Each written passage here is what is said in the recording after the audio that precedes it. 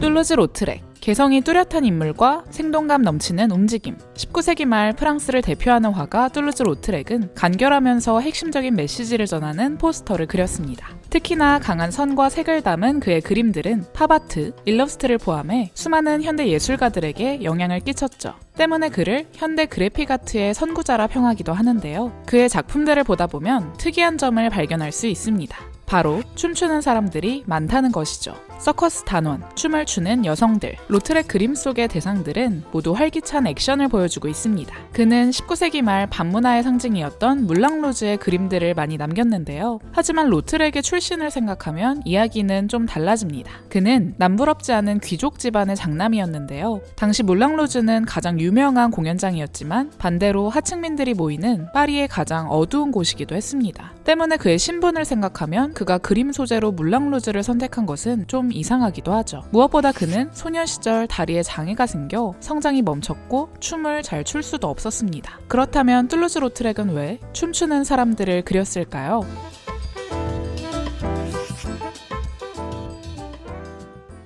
로트렉은 37년이라는 짧은 생애 동안 무려 5,000점이 넘는 작품을 남겼습니다. 로트렉의 그림은 섬세하거나 장식적이진 않지만 굵은 선으로 인물의 우아한 실루엣을 그려내 역동성을 표현한 것이 특징인데요. 단순화된 배경과 개성있게 묘사한 인물, 심플하지만 포인트를 콕 짚어내는 그만의 스타일은 많은 사람들의 눈을 사로잡았죠. 하지만 처음부터 로트렉의 그림이 이렇게 역동적인 것은 아니었습니다. 1864년, 로트렉은 프랑스의 아주 부유한 한 귀족 집안에서 태어났습니다. 유복한 집안이었지만 시련은 이때부터 시작되었죠. 그것은 바로 유전병이었습니다. 당시 귀족들은 가문의 재산을 지키기 위해 근친혼을 했습니다. 로트렉의 부모님도 그중 하나였죠. 로트렉의 부모님은 사촌지간이었습니다. 근친혼으로 태어난 로트렉은 농축이골증이라는 희귀 유전병을 앓게 되는데요. 작은 사고에도 뼈가 쉽게 부서지며 뼈가 부러질 경우 더 이상 키가 자라지 않는다는 특징을 가지고 있습니다. 로트렉이 14살이 되었을 무렵 그는 앉아있던 의자에서 일어나다가 주저앉아 왼쪽 허벅지뼈가 부러지고 마는데요. 머지않아 오른쪽 허벅지뼈마저 부러지며 그 이후로 로트렉의 키는 더 이상 자라지 않았습니다. 어릴 적 다리가 부서지는 사고를 겪은 로트렉은 몇 달간 침대에만 누워 있어야 했습니다.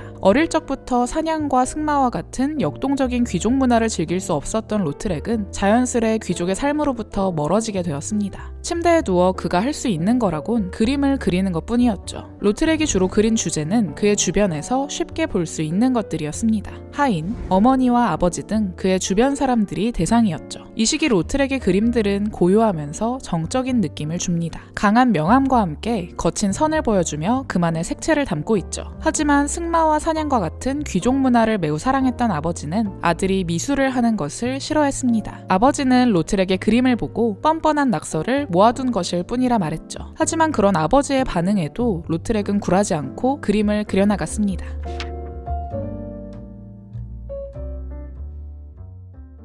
부정적인 아버지와 달리 로트렉의 어머니는 적극적으로 그를 지원했습니다. 덕분에 로트렉은 미술 교육을 받기 시작했죠. 그는 아카데미 화가인 페르낭 코르몽 아래서 그림을 배우기 시작했는데요. 코르몽은 사실주의에 심취한 화가였습니다. 그는 전통적인 회화의 원근법과 기법들을 로트렉에게 가르쳤죠. 코르몽의 아틀리에에서 로트렉은 다양한 사람들과 교류하게 되는데요. 조르주 쇠라, 빈센트 반 고흐와 같이 새로운 예술을 꿈꾸던 화가들이었습니다. 로트렉은 부유했기 때문에 그들에게 자주 술을 사주었고 그들을 직접 그리기도 했습니다. 기법을 익히고 많은 예술가들과 교류하며 로트렉은 점차 자신만의 색을 찾아가기 시작합니다. 이후로 파리, 벨기에 등 유럽을 돌아다니며 고흐를 비롯한 친구들과 전시를 열기도 했습니다.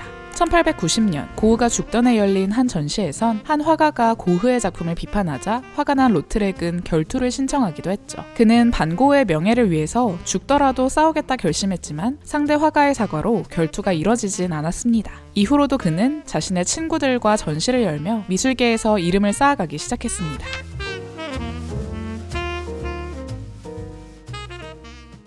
1889년 프랑스 역사에 있어서 중요한 해인데요. 프랑스 혁명이 일어난 지 100주년 되는 해이자 파리에서 세계 박람회가 진행되며 에펠탑이 완공된 해이기 때문입니다. 이 시기는 산업 기술이 발전하고 문화예술이 풍성했던 아름다운 시대로 꼽히는데요. 이때부터 1차 세계대전까지의 평화롭고 번성했던 시기를 아름다운 시절이라는 의미로 벨 에포크라 말합니다. 하지만 빠른 사회적 변화와 자본에 의한 계급 분화는 서로에 대한 증오와 불안감을 낳기도 했습니다. 부자들은 더 부유해졌고 빈자들은 더 가난해졌죠. 같은 해 파리 북부의 몽마르트 언덕에는 카바레가 오픈합니다. 빨간 풍차를 의미하는 물랑루즈였죠. 파리의 가장 눈에 띄는 언덕에 위치한 카바레엔 많은 이들이 몰려들었는데요. 신분과 재산에 관계없이 다양한 계층의 사람들이 몰려들었죠. 노동자와 예술가, 중간계층과 외국인 등 많은 사람들이 함께 어울리며 이곳에서 공연을 즐겼습니다. 사람들은 그곳에서 자신들의 열정과 욕망을 마음껏 표현했습니다. 사람들이 모인 활기가 넘치는 이곳으로 예술가들도 몰려들기 시작했는데요. 로트렉도 그중 하나였습니다. 이 당시 로트렉은 가족과 독립해 자신만의 생계를 꾸려나가야 했는데요. 생계를 위해 물랑루즈의 포스터 제작을 하기 시작했습니다. 주변의 예술가들은 상업적인 그림을 그리는 그를 비판했지만 그는 그들을 무시했죠. 이 그림은 그의 첫 번째 물랑루즈 포스터입니다. 이 그림 속에선 당시 로트렉이 심취해 있던 문화와 연구하는 화풍이 모두 담겨 있는데요. 당시 로트렉은 일본의 판화 우키요에에 심취해 있었습니다. 사실적인 화풍을 추구하는 서양의 그림과 다르게 배경을 마음대로 생략하고 선명하고 굵은 색과 선은 그의 마음을 사로잡았죠.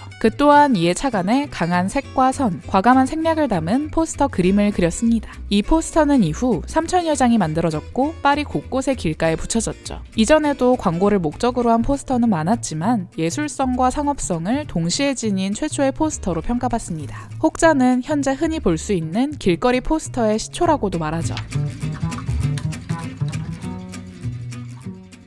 사실 물랑루즈는 당대의 퇴폐함과 음란함의 상징이기도 했습니다. 부유한 집안의 고귀한 자식이었던 로트렉에겐 생소한 환경이었죠. 하지만 로트렉은 파리 지저분한 밑바닥에 매료됐습니다. 다양한 계층이 어우러지는 물랑루즈, 가난한 자들부터 귀족 사회에서 환영받지 못하는 사람들이 모두 몰려들었고 그곳에선 로트렉의 신체적인 결함에 관심을 두는 사람이 없었습니다. 로트렉은 물랑루즈의 사람들이 자신을 편견 없이 바라본 것처럼 그들을 바라봤습니다. 이 그림은 로트렉이 1892년에 그린 침대에서입니다. 두 여성이 침대에 누워있는 것을 볼 수 있는데요. 이 둘은 물랑루즈의 매춘부들로 서로 연인 사이였습니다. 당대 사회에서는 인정받지 못할 하층민들이었죠. 하지만 그의 그림 속에서 그러한 하층민의 모습은 찾아볼 수 없습니다. 누군가는 성적으로 볼 수도 있었지만 로트렉은 그들을 섬세하고 유려하게 그려냈습니다. 다른 예술가들이 매춘부들의 삶을 철저하게 타자의 입장에서 거리를 두고 관찰했던 것과 달리 로트렉은 가까운 위치에서 가깝고 생생하게 묘사했습니다. 특히나 그는 물랑루즈에서 너나 할 것 없이 자유롭게 춤추는 사람들을 그림 속에 담았습니다. 자신의 신분이나 계급, 상황과 관계없이 음악 소리에 맞춰 자유분방하게 뛰노는 사람들, 반짝이는 실내 조명 속에서 시시각각 새로운 빛을 내뿜는 사람들의 옷과 동작은 로트렉의 눈을 사로잡았죠. 로트렉은 파리의 가장 어두운 곳에서 가장 자유롭게 춤추는 사람들의 모습을 발견한 것입니다. 그리고 자신이 발견한 자유로움을 그림 속에 가감없이 그려나갔죠. 19세기 파리의 어두운 면을 과감하게 그린 로트렉을 당시 사람들은 외설적이라고 비난하고 손가락질하기도 했습니다. 그럼에도 불구하고 로트렉은 꿋꿋이 주변 사람들을 그려나갔죠.